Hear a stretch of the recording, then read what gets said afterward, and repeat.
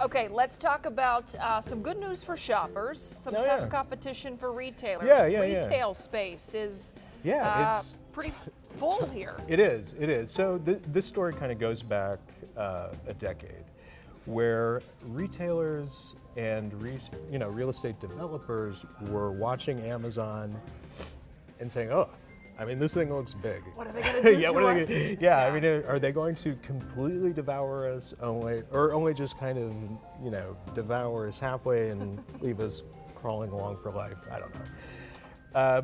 But the upshot was they said, okay, well, we're gonna just not develop stuff for a while. We're just gonna, we're going to cool off on building new retail space. We're gonna manage the space we have and just see what happens. Well, what happened was, the market share of Amazon did increase, but the overall market increased. And it turns out that, hey, people still like going to shop in a physical place. Every now and then, I guess when they're bored with Amazon or whatever, don't want to be by themselves anymore in front of a computer, they'll go out and actually pick stuff up and look at them and kind of Touch it and touch see it, and and then oh my goodness. flip the price tag and say, well, I'm going to touch and look at something else. So they still like doing that. The problem is you've had years now of developers being really gun shy, just afraid of having empty spaces, are now kind of scrambling. It's like, okay, there's obviously demand here, but it's taking a while for that construction to gen up. And in the meantime, you've got retailers who, they're seeing their rents increase, and when in some cases they're being squeezed out for kind of higher profile retailers, other tenants.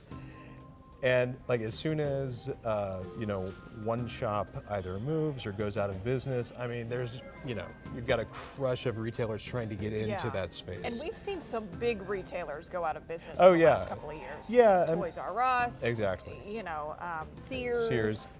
Right, and and that kind of feeds into it now, because when they go, when they go into bankruptcy, either they're going to go out of business altogether, or you can at least rest assured that they're going to close a portion of their stores. And that's what's happened across the country and in San Antonio. So you've got Sears stores closing, Toys R Us stores closing, and those are big spaces. So we're finding that developers or property owners are now kind of subdividing that space, and it's going to smaller retailers. And I think right now that seems to be how it's going. I mean, the big department stores like Sears, those are kind of a thing of the past. More specialized retailers, higher end retailers, they're going to do okay. But there's clearly enough activity to warrant more construction, and I think you will see more of that. More strip malls and things like that coming onto the market in coming years. It's just really tight right now.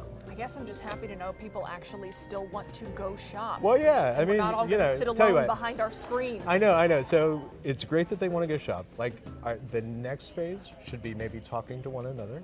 Conversation. Maybe. Yes, I forgot about yeah, that. not to be socialist or anything, but maybe.